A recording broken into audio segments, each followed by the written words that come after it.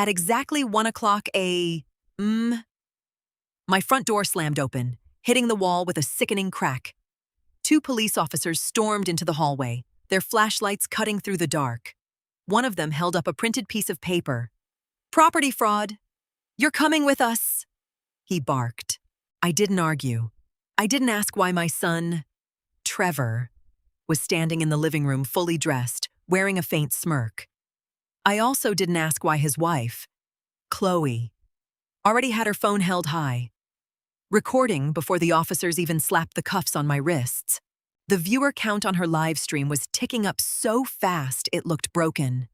400,000. 700,000. Then, 1,000,000 viewers watching me walk barefoot across my own front porch, hands pinned behind my back. Trevor leaned into the camera and whispered, "You're finally getting what's coming to you." Chloe shoved the screen in my face, practically begging me to cry or scream. She stared me down. "Smile, Evelyn. The whole world is finally meeting the real you." I stared dead into the lens and didn't say a word. 15 minutes later, I was sitting under the harsh fluorescent lights of the downtown precinct. The holding room was dead silent. Then, the chief of police walked through the door. He took one look at me and stopped so abruptly that the file folder in his hand hit the linoleum floor with a slap. All the color drained from his face. "Jesus," he whispered. "Why is she here?" Every officer in the room froze. The chief looked at my cuffs, then at the arrest warrant, and his shock immediately morphed into pure rage. "Get those off her." Now, Trevor and Chloe thought they had just humiliated me in front of 1,000,000 people, but they had no idea they'd just made the biggest mistake of their lives. Chief Harrison ushered me into his office and handed me a glass of water. He knew me perfectly well. Just a few weeks prior, I had gone to him privately to flag some financial irregularities. As a retired accountant, it didn't take me long to notice that someone had been quietly siphoning money from the trust my late husband left me. Harrison reviewed the so-called arrest warrant. The signature belonged to a night shift magistrate who had rubber-stamped the paperwork based on a fabricated emergency tip from Chloe, claiming I was destroying evidence in the middle of the night.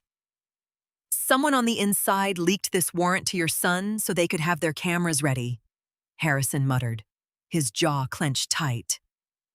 "I could lock them both up tonight for filing a false report." I took a sip of water, feeling the cold glass against my palms. Slowly, I shook my head. I didn't want a dragged-out trial or a massive media circus. That was exactly what Chloe wanted to keep her channel relevant. "No, Chief," I said calmly. "Let them think they won.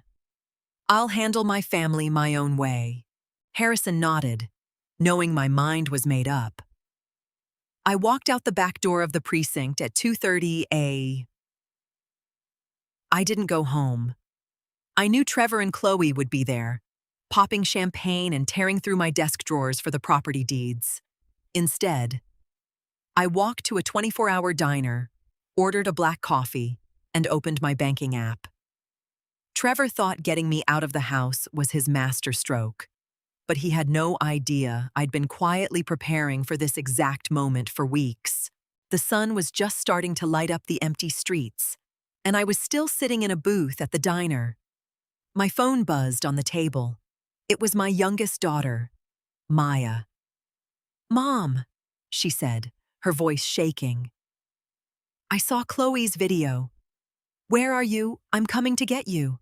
I told her to take a breath and come meet me for coffee. While I waited, I opened the app for the hidden security cameras I had discreetly installed around my house the week before. The screen pulled up a crystal-clear feed of my living room. There they were. Chloe was lounging on my favorite sofa, swirling a glass of expensive wine from my late husband's collection. Her phone was propped up on a ring light tripod, broadcasting again. She was forcing out fake crocodile tears, telling her audience how traumatic it had been to survive my so-called abuse. In the background, I spotted Trevor speed-walking toward my study. He had a small crowbar in his hand. He was going to pry open my desk to find the house deed and the emergency cash reserves. Maya rushed into the diner, slid into the booth across from me, and looked down at my phone. "They're trashing your house," she whispered, absolutely livid. "We need to go over there and drag them out by their hair." I took a slow sip of my coffee, feeling the heat soothe my throat. "Hold your horses, Maya," I replied, my eyes glued to the screen. I watched Trevor force the lock on the bottom drawer. His face lit up for a fraction of a second, but the smirk vanished the moment he saw what was inside. He didn't know it yet, but school was just getting started. Through the grainy feed, I watched Trevor pull a single piece of paper from the drawer where the cash reserves used to be. It was a note I had written days ago.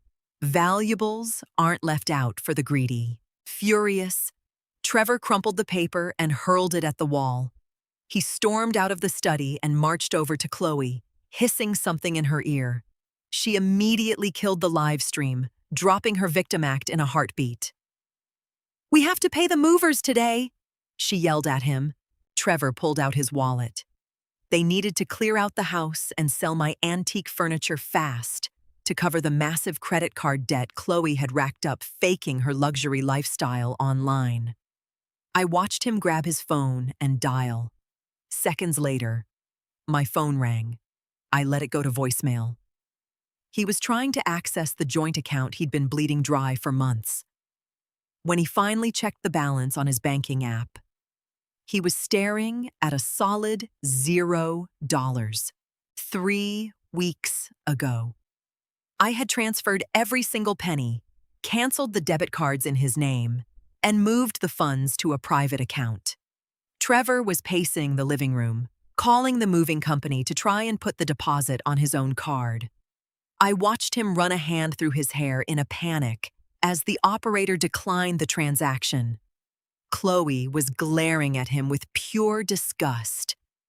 They had no cash, no access to my money, and their own cards were maxed out.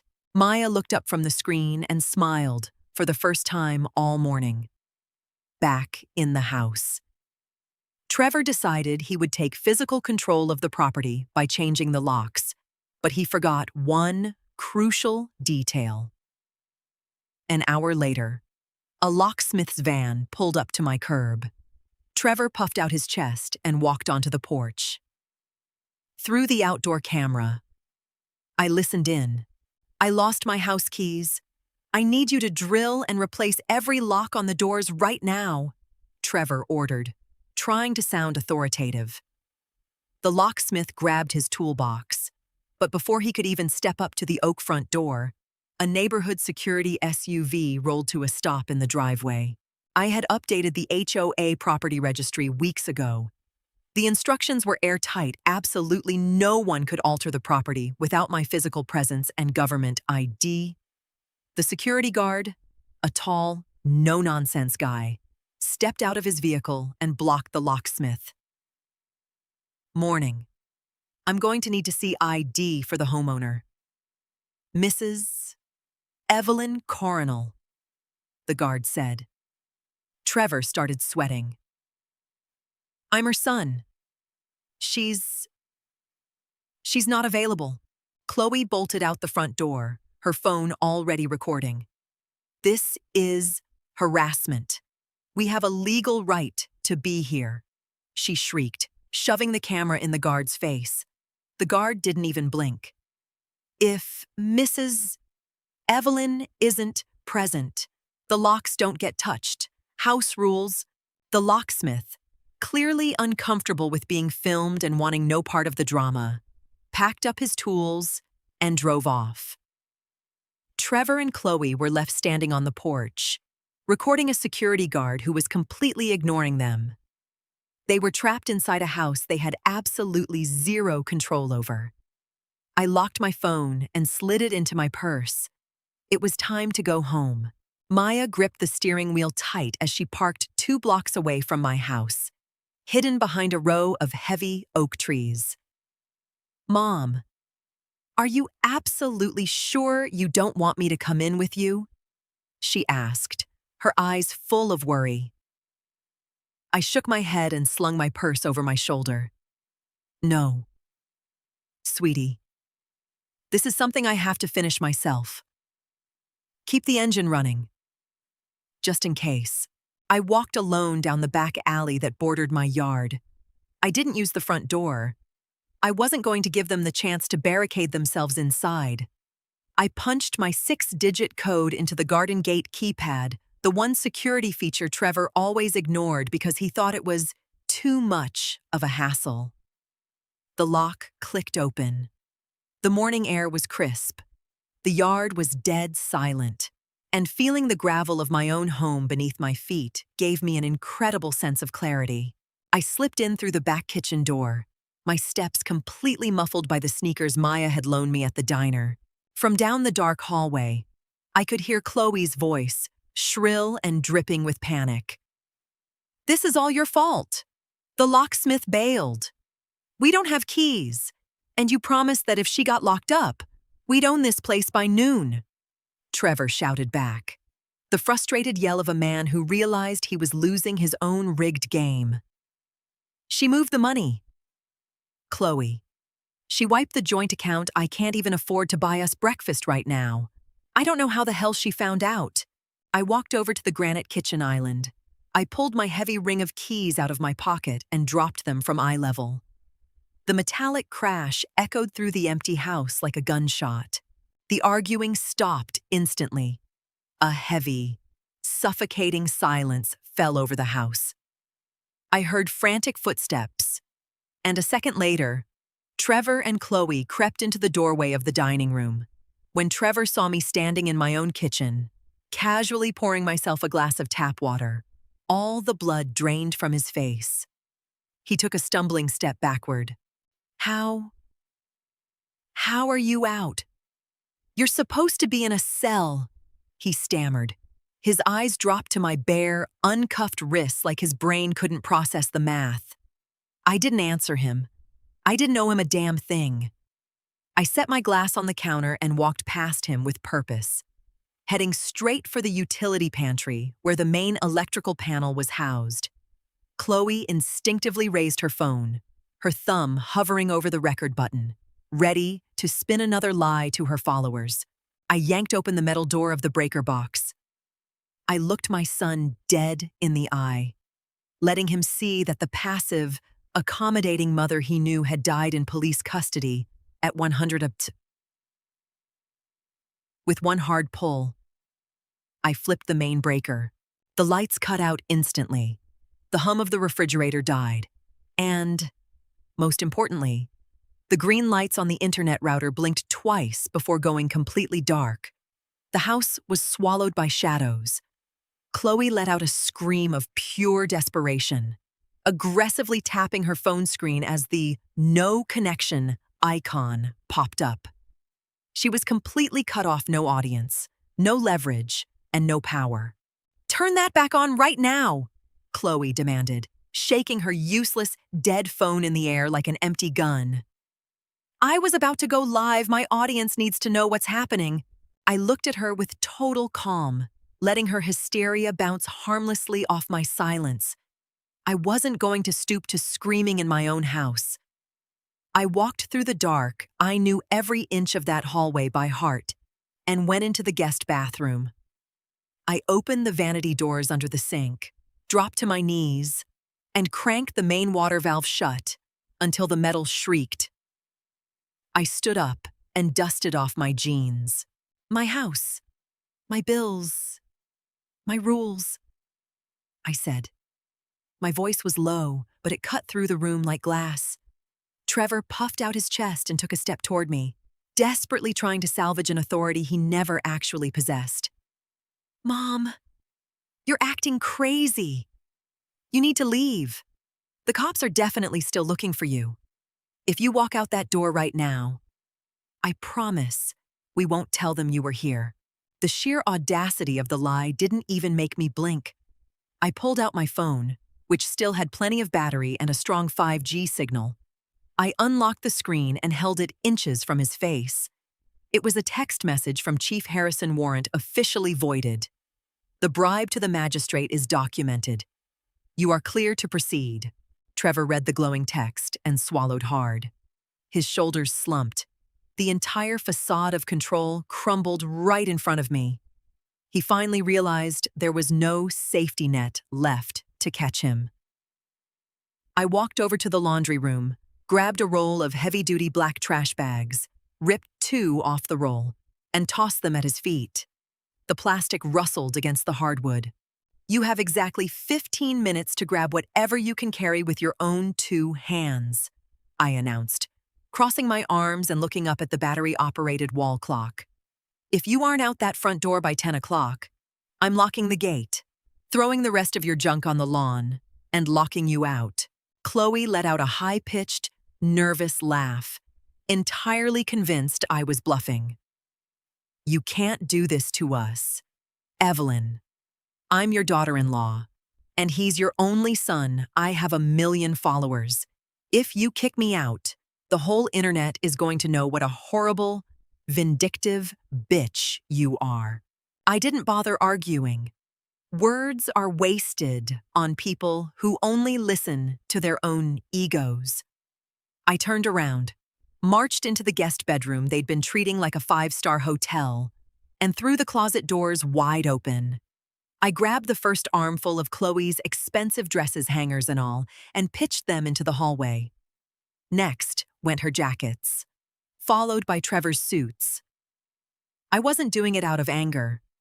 I was doing it with the cold efficiency of someone taking out the trash. There was no going back, and every piece of clothing that hit the floor felt like a brick being lifted off my shoulders. Chloe sprinted into the hallway when she saw her designer shoes tumbling through the air. "You're ruining my stuff!" she screeched, dropping to her knees to gather them up. Trevor grabbed my arm, trying to physically stop me. I froze, turning my head to glare at his hand with such absolute zero coldness that he let go instantly. "You stole your father's money," I said, my voice eerily steady. "You set up a circus to humiliate me.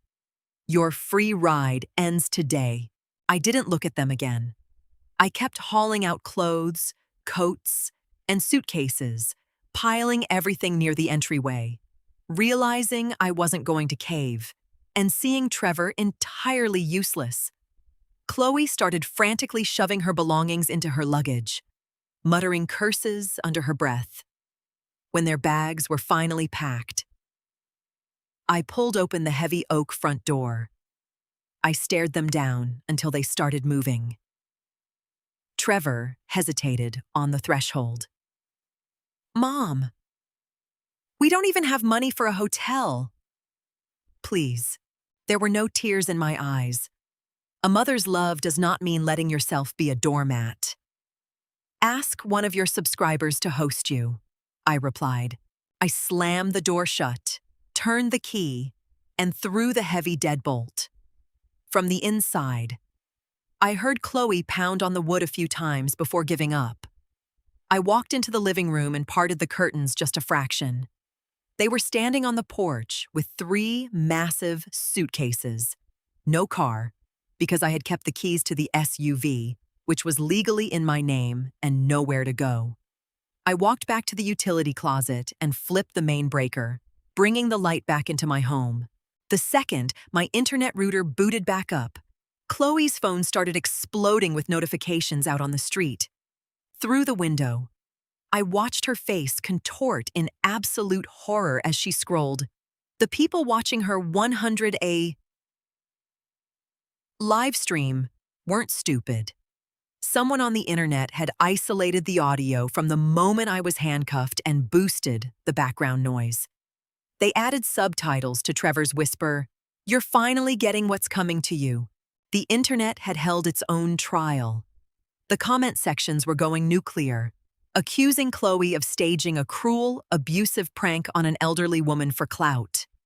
Within hours, her two biggest brand sponsors posted public statements on Twitter dropping her contracts immediately due to misaligned values. Chloe lost her mind. She started screaming at Trevor, blaming him for ruining her career. Trevor screamed right back, blaming her for turning the camera on in the first place. I watched them drag their suitcases down the asphalt street, screaming at each other until they disappeared around the corner. That afternoon, Maya came over to help me pack up my own things. My mind was already made up. I didn't need this massive house full of echoes and bad memories. I called a realtor and listed the property. I changed all the locks anyway, just for peace of mind. Though I knew they wouldn't be back anytime soon. I had my finances and my life completely back in my control. But I knew Trevor. His pride wouldn't let him accept total defeat that easily. He had one last play left in him. 2 months rolled by. I sold the big house for well over asking price and bought a bright, airy little cottage about 10 minutes from Maya. The front yard was bursting with lavender, and there wasn't a single flight of stairs to deal with. One Tuesday afternoon, while I was out on the porch watering my plants, I heard the slow crunch of footsteps on the pavement. It was Trevor. He looked gaunt, wearing the same wrinkled jacket he had on the day I kicked him out. He looked absolutely exhausted. "Mom," he said softly, stopping at the edge of the sidewalk. "Chloe left me. The debt crushed us. I have nowhere else to go." He looked at me with those big, sad eyes, the exact same look he used to give me when he was 7 years old, trying to get out of being grounded. He was waiting for me to drop the watering can, run to him, and completely forget the night he stood in my living room, smiling, while a cop put me in handcuffs. I set the watering can down and wiped my hands on my apron. I stepped inside the house for a brief moment, grabbed a white envelope from the entryway table, and walked back out. I handed him the envelope. Inside was enough cash to pay for a month at a cheap motel and some groceries. No credit cards, no luxury bailouts. "This is the last thing you will ever get from me," I told him, keeping a few feet of distance between us. Trevor looked at the cash, then back up at me, completely stunned. "You're not going to let me come inside?" "No," I said firmly. "Go build your own life, and don't come back without an invitation." I turned my back on him, walked into my new house, and closed the door. The sound of the deadbolt clicking into place was quiet, smooth, and incredibly final. I went to the kitchen, brewed myself a cup of tea, sank into my favorite armchair, and for the first time in years, I genuinely enjoyed the silence. For years, I was conditioned to believe that a mother's love meant enduring anything that I had to be the bridge holding the family together, even if that bridge was being trampled on every single day. But that night, blinded by police flashlights and camera lenses, I finally learned a hard truth. Family loyalty isn't a blank check for abuse.